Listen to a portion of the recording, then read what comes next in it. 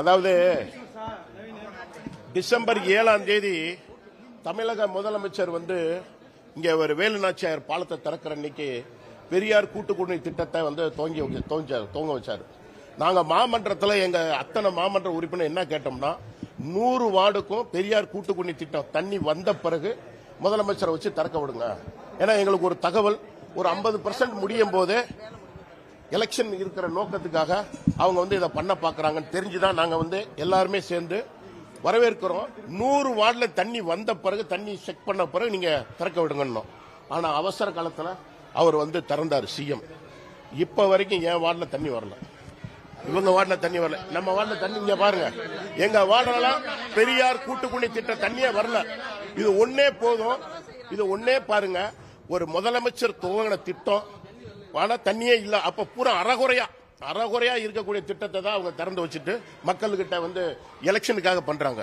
இது முழுக்க தவறு, முழுக்க தவறு.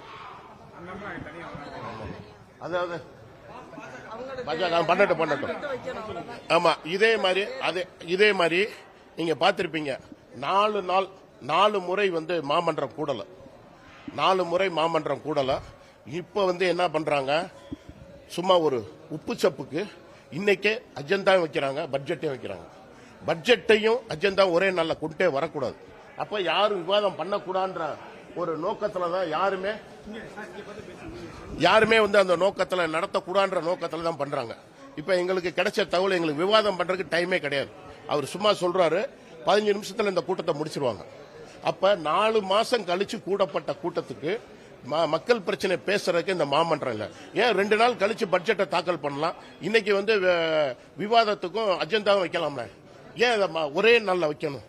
அது இது முழுக்க அவாய்ட் பண்றது. அப்ப 20 லட்சம் மக்களை பத்தி பேசுறதுக்கு எங்களுக்கு இங்க ஜனநாயக நாட்டுல பேச வர்றோம். எப்படி கத்துறாங்க பாருங்க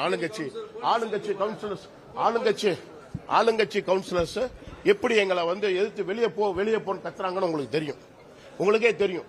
ஒரு எந்தவித இதுவும் ஜனநாயகமே இங்க கிடையாது. 69 பேர் இருக்காங்க திமுக கவுன்சிலர்ஸ். இதுவரைக்கும் மேயர் அவங்க எடுக்கல, மண்டல தலைவர்கள் எடுக்கல, நிலைக்குழு தலைவர் செலக்ட் பண்ணல. பூராமே இதெல்லாம் என்ன இவங்களுக்குள்ள ஒரு தாழ் பொண்ணுச்சு. இந்தியாவில் எந்த மாநகராட்சியில் இப்படி ஒரு தாழ்வான ஒரு பிரச்சனையான ஒரு மாநகராட்சி இங்கே தான் நம்ம பார்க்கிறோம். அதே மாதிரி இப்ப இந்த 200 கோடி ஊழல் பாத்தீங்கன்னா அது சரிவர விசாரிக்காம சரிவரெல்லாம் முக்கியமான ஆளுகளை பூரா விட்டுட்டு சும்மா எங்க போறவங்க வரவங்களை போட்டு பண்ணிருக்காங்க. நாங்க கண்டிப்பாக ஆட்சி மாற்றம் வரும். ஆட்சி மாற்றம் வந்தா கண்டிப்பாக மாநகராட்சியில் இருக்கக்கூடிய அத்தனை பிரச்சனை நாங்க எடுப்போம், கண்டிப்பாக வருவோம். இது கடைசி கூட்டம், கண்டிப்பாக மே மாசம் நாங்க ஆட்சி அமைப்போம். இதை கலைக்கப்படும், இந்த மாநகராட்சி அனைத்தும் கலைக்கப்பட்டு மறு தேர்தல் வச்சு நாங்க மேயரா எங்களுக்கு ஒரு ஆளுங்களை மேயரா கொண்டு வருவோம், துணை மேயரை கொண்டு வருவோம், மண்டல தலைவர் வருவோம். உறுதியான விசாரணையை பண்ணி இந்த 20 லட்சம் மக்களுக்கு என்னென்ன வசதிகள் என்னென்ன செய்யணுமோ அதெல்லாம் செய்யும். அதிமுக ஆட்சி காலத்துல இந்த முல்லை பெரியார் கூட்டுக்குடிநீர் திட்டத்தை மாநகராட்சி கொண்டு வந்தீங்க, ஆனா உங்களோட வார்டுகள் புறக்கணிக்கப்படுதுன்னு சொல்றீங்க. இதே மாதிரி கோரிப்பாளையம் பாலமும் அவசர கதியில திறக்கறதுக்கான. ஆமா, இப்ப அதுவே முடியல. இப்ப இது ஒன்னே பாருங்களேன், ஒரு பானை சோத்துக்கு ஒரு இதை பார்த்த மாதிரி இப்ப பாருங்க. ஒரு முதலமைச்சர் தொடங்கின தண்ணி உயிர் நாடியான பிரச்சனை, தண்ணி பிரச்சனையே நீ வரல. இப்ப அதே மாதிரி இப்ப பாலத்தையும் அழகா இவங்க எலெக்ஷன் ஜோரத்துக்காக திறந்து விட்டு போயிருவாங்க, திருப்பி பாலம் திறக்காது. இந்த மாதிரி எல்லாமே ஒரு எல்லா வேலையுமே டுபாக்கூர் தான், அதான் பண்ணணும். இப்ப பாருங்க, மாமன்றத்தில் நாங்க மக்கள் பிரச்சனை பேச வரோம், எங்களுக்கு பேசுறதுக்கு அனுமதி கொடுக்கிறோம். பட்ஜெட்டை இன்னொரு நாளைக்கு வைங்க, விவாதம் அஜெண்டா இதை பண்ணுங்கன்னா கத்தாம எல்லாரும் வெளியே போன்னு கத்துறாங்க. இது அப்புறம் மக்களை பேச முடியலன்னா 4 மாசம் கழிச்சு மக்கள் பிரச்சனையை பேச முடியல. எங்கனால முடியும்.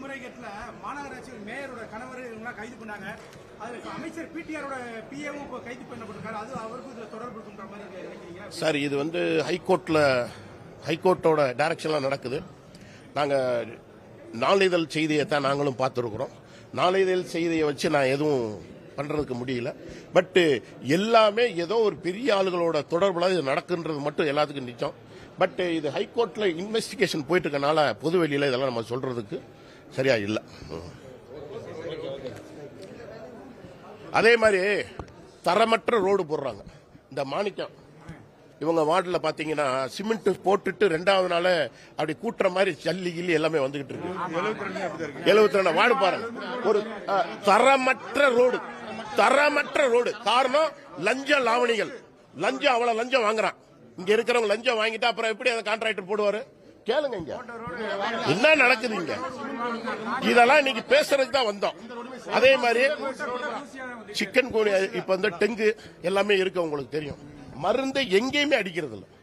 மேக்சிமம் எங்களுக்கு மருந்து அடிக்கிறதுல, குப்பை எழுறதில்ல, எதுவுமே கிடையாது.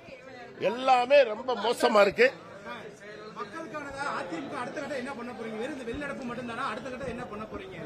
வெளிநடப்புன்றது கிடையாதுங்க. இன்னைக்கு இவங்க பண்ற கோக்குமாக்கு நாங்களும் ஒத்து போன மாதிரி ஆயிருங்க. அதனாலதாங்க இன்னைக்கு பண்றோம். இன்னைக்கு அஜெண்டாவே வச்சு அஜெண்டா 130 அஜெண்டா பண்றாங்கன்னா விவாதம் பண்ண விடணும்ல. 130 அஜெண்டாவை நேத்து தான் கொடுக்குறாங்க எங்க கையில. அது முழுசா படிக்க கூட முடியல. திருப்பி பட்ஜெட்டை கொண்டு வராங்க. பட்ஜெட்டையும் கொண்டு வந்து மேல வச்சுட்டா எதை பத்தி விவாதம் பண்றது? அப்ப நாங்க எல்லாத்தையும் ஏத்துக்கிட்ட மாதிரி ஆயிரும்ல அதிமுக. அந்த ஒரே காரணத்துக்கு தான் நாங்களும் இன்னைக்கு வெளிநடப்பு பண்றோம். இது வந்து இந்த பட்ஜெட்டை விவாதம் பண்ணணும். இந்த அஜெண்டாவை ஏன்னா 4 மாசம் கழிச்சு கூடுற கூட்டம். ஏன்னா நீங்க இன்னைக்கு ஒரு நாள் அஜெண்டா பண்ணி நாளை கூட பட்ஜெட்டை தாக்கல் பண்ணலாம். வாங்க.